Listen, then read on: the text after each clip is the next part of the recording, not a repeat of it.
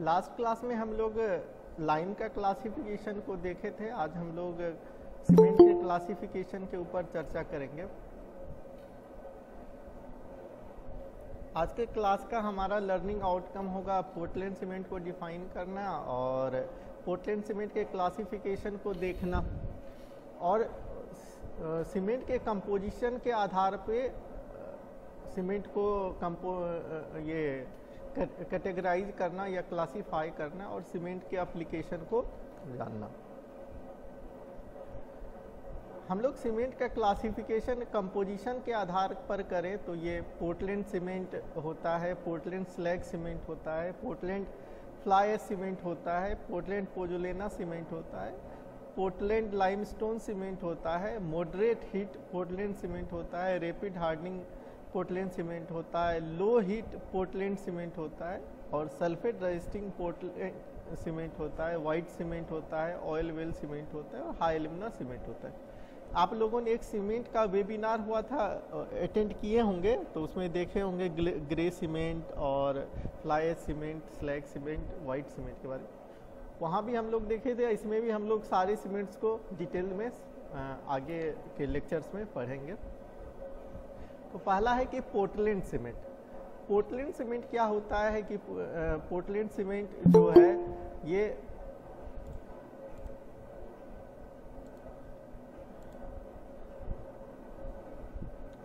Portland cement को बनाने के लिए हम लोग क्या करते हैं, लाइमस्टोन और क्ले लेते हैं और इसको जो है इसके मिक्सर को हम लोग हाई टेम्परेचर में बर्न करने के लिए रोटरी किल में डालते हैं। रोटरी किल में जो बर्न प्रोडक्ट निकलता है उसको कूल डाउन कहते हैं और कूलिंग के बाद जो प्रोडक्ट बनता है इसको हम लोग क्लिंकर कहते हैं। तो हमारा प्रोसेस क्या हुआ कि लाइमस्टोन और क्ले के मिक्सर को लिए इसको जो है हम लोग फायर करते हैं हाई टेम्परेचर पे रोटरी किल में और रोटरी किल के बाद जो प्रोडक्ट निकला उसको हम लोग सडन कूल करते हैं और कूल करने के बाद जो प्रोडक्ट निकलता है ये क्लिंकर कहलाता है। तो क्लिंकर को जब हम लोग फाइन ग्राइंडिंग करते हैं तो ये सीमेंट बनता है। तो पोर्टलैंड सीमेंट में जो क्लिंकर पाउडर का यूज किया जाता है वो 96 to 100% तक किया जाता है और इस सीमेंट में जो इसेंशियल कंस्टिट्यूएंट होता है वो लाइम होता है, सिलिका होता है, एल्यूमिना होता है और Fe2O3 होता है और कुछ अमाउंट में जिप्सम को ऐड किया जाता है ग्राइंडिंग के दौरान। और जिप्सम क्या करता है, जो फ्लैश सेटिंग बिहेवियर होता है उसको प्रिवेंट करता है। फ्लैश सेटिंग बिहेवियर का मतलब होता है कि यदि सीमेंट में हम लोग जिप्सम का यूज नहीं करेंगे तो सीमेंट में जैसे ही हम लोग वाटर को ऐड करेंगे तुरंत रिएक्शन होगा और ये तुरंत सेट हो जाएगा। तो सेटिंग के लिए तुरंत सेट हो जाएगा तो ये हमारे लिए वर्केबल नहीं होगा, हम लोग इसका यूज जो है कंस्ट्रक्शन में नहीं कर पाएंगे। तो इसके लिए हम लोगों को क्या करना होता है कि फ्लैश सेटिंग को प्रिवेंट करना होता है। तो फ्लैश सेटिंग को प्रिवेंट करने के लिए हम लोग जिप्सम का यूज करते हैं।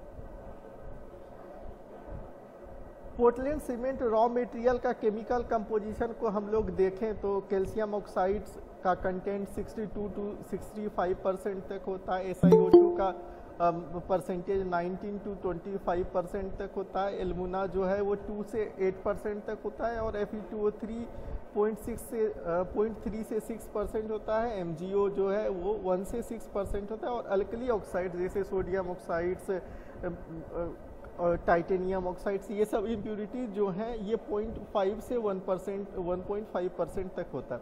तो ये हमारा जो है ये पोर्टलैंड सीमेंट बनाने के लिए जो रॉ मटेरियल यूज करते हैं, जो जिस मिक्सर का यूज करते हैं उसका केमिकल कंपोजिशन ये होना चाहिए।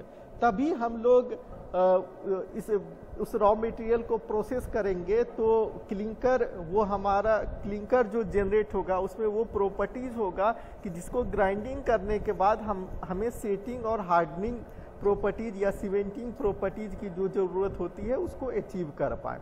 तो वो अचीवमेंट के लिए हमारा जो रॉ मटेरियल का केमिकल कंपोजिशन होना चाहिए इस रेंज का होना चाहिए। अब हम लोग बात करें कि पोर्टलैंड सीमेंट में कौन कौन से फेज होते हैं। तो इसमें जो है मेजर फेज हम लोग जानते हैं कैल्शियम सिलिकेट फेज होता है। उसमें कैल्शियम सिलिकेट जो है दो तरह के फॉर्म में पाए जाते हैं, C2S जो कि 20 to 70% होते हैं, C3S 20 to 60% होता है, C3A जो है वो 0 to 16% होता है और C4AF जो है 1 से 16% होते हैं। ये हमारे 4 मेजर फेज होते हैं जो कि पोर्टलैंड सीमेंट में पाए जाते हैं। और इस 4 मेजर फेज को पाने के लिए जो हम लोग लास्ट स्लाइड में देखे रॉ मटेरियल के केमिकल कंपोजिशन को, उतना रॉ मटेरियल में वो कंपाउंड उतना सा होना चाहिए, तभी हम लोग ये फेज को अचीव कर पाएंगे।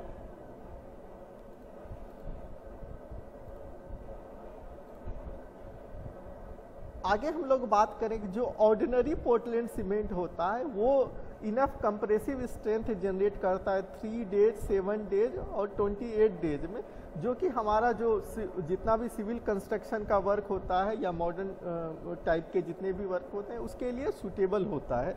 उसको हम लोग ऑर्डिनरी पोर्टलैंड सीमेंट के लिए ये कंडीशन होता है। वो जो है अपना स्ट्रेंथ जो है वो 3 दिन, 7 दिन, 28 दिन में डेवलप करता है। आप लोग देखे होंगे कि जब सीलिंग की ढलाई होती है तब उसको जो है लगभग 28 दिन ये रखा जाता है नीचे से सपोर्ट, उसके बाद हम लोग खोलते हैं ताकि ये 28 दिन में इसका कंप्लीट हाइड्रेशन हो जाए और जो कंप्रेसिव स्ट्रेंथ जनरेट करना चाहिए था वो जनरेट कर ले। और छोटे स्ट्रक्चर जो हैं वहाँ पर शुरुआती स्ट्रेंथ जो है ये 3 दिन में डेवलप करता है, एक इंटरमीडिएट स्ट्रेंथ जो है वो 7 दिन में ये डेवलप करता है। अब हम लोग बात करें पोर्टलैंड कंपोजिशन सीमेंट का, तो ये जो हम लोग देखे थे Portland fly ash cement, Portland slag cement, Portland limestone cement, तो ये सब पोर्टलैंड कंपोजिशन सीमेंट है। यहाँ देखिए कंपोजिशन का मतलब ये होता है कि जो अदर कंपाउंड ऐड करते हैं जैसे slag, fly ash, pozzolana, limestone, तो ये हो गया पोर्टलैंड कंपोजिशन सीमेंट। तो इस तरह के सीमेंट को बनाने के लिए हम लोग क्या करते हैं कि इसमें जो है 60 से 90% तक क्लिंकर का यूज़ करते हैं और बाकी जो है दूसरे कंपाउंड का यूज़ करते हैं जैसे स्लैग का, फ्लाई ऐश का, पोज़ोलाना का, लाइमस्टोन का यूज़ करते हैं। हम लोग जानते हैं कि यदि 100% क्लिंकर का यूज़ करेंगे तो कॉस्ट हमारा काफ़ी ज़्यादा बढ़ जाएगा सीमेंट प्रोडक्शन का या सीमेंट का। जब कॉस्ट बढ़ जाएगा तो हमारा टारगेट होता है कि कॉस्ट को भी कम करना सीमेंट का, तो इस वजह से हम लोग प्रॉपर्टीज भी हमें अच्छी चाहिए और कॉस्ट भी कम चाहिए, तो इसलिए हम लोग स्लैग, फ्लाई ऐश, पोज़ोलाना और लाइमस्टोन को ऐड करते हैं उस सीमेंट बनाने के लिए। जब हम लोग इस स्लैग को ऐड करते हैं तो हम लोग उसको कहते हैं पोर्टलैंड स्लैग सीमेंट। जब हम लोग फ्लाई ऐश को ऐड करते हैं तो उसको हम लोग कहते हैं Portland fly ash cement. Pozzolana को ऐड करते हैं तो पोर्टलैंड पोज़ोलाना सीमेंट, और लाइमस्टोन को ऐड करते हैं तो पोर्टलैंड लाइमस्टोन सीमेंट हम लोग कहते हैं सीमेंट को। अब हम लोग बात करें पोर्टलैंड स्लैग सीमेंट की, तो जब हम लोग स्लैग जो है ब्लास्ट फर्नेस से निकलता है, हम लोग जानते हैं कि ब्लास्ट फर्नेस जहाँ पे पिग आयरन निकलता है उसका बाय प्रोडक्ट जो है वो स्लैग निकलता है। तो उसके हम लोग केमिकल एनालिसिस की बात करें तो एवरेज स्लैग का केमिकल एनालिसिस की बात करें तो उसमें कैल्शियम ऑक्साइड का कंटेंट 30 to 50% होता है, सिलिका का कंटेंट 25 to 35% होता है, एल्युमिना जो है 10 to 25% होता है, मैग्नीशिया 10% होता है, Fe2O3 जो है वो 2% होता है। तो इसको देखने से हमको पता चलता है ये कहीं ना कहीं जो है वो इसका सिमिलर कंपोजिशन है जैसा कि पोर्टलैंड सीमेंट के रॉ मटेरियल्स का होता है। तो हम लोग इस कंपोजिशन में थोड़ा सा मॉडिफिकेशन करके, स्लाइट मॉडिफिकेशन करके इसका जो है सीमेंट रॉ मटेरियल के तौर पे हम लोग इसका यूज कर सकते हैं। तो इसका यूज करने के लिए, इसका यूज हम लोग सीमेंट रॉ मटेरियल के तौर पे करने के लिए क्या करते हैं, इसमें जो है कैल्शियम ऑक्साइड्स जो कि मेजर फेज था, हम लोग देखे थे कि लास्ट में कि कैल्शियम ऑक्साइड्स का जो अमाउंट होता है वो 65% के लगभग होता है।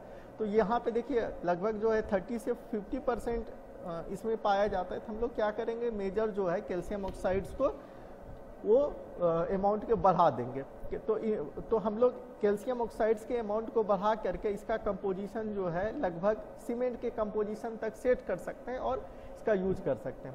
तो एक्चुअल प्रैक्टिस में क्या होता है, अप्रोप्रिएट अमाउंट में हम लोग लाइमस्टोन को लेते हैं और स्लैग को लेते हैं, उसके बाद इसको ड्राई कर देते हैं, ड्राई करने के बाद इसका ग्राइंडिंग करते हैं, ग्राइंडिंग करके फाइन पाउडर बना देते हैं। इस पाउडर को अब हम लोग, इस पाउडर मिक्स को हम लोग सीमेंट रोटरी किल में चार्ज करते हैं और फायरिंग के बाद हमें क्लिंकर मिल जाता है, और इस क्लिंकर को जो है हम लोग ग्राइंडिंग करके जिप्सम के साथ सीमेंट बनाते हैं।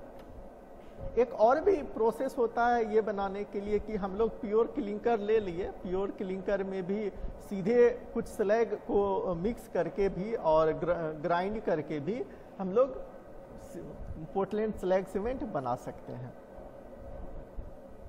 आज का क्लास हम लोग यहीं खत्म करते हैं। Thank you.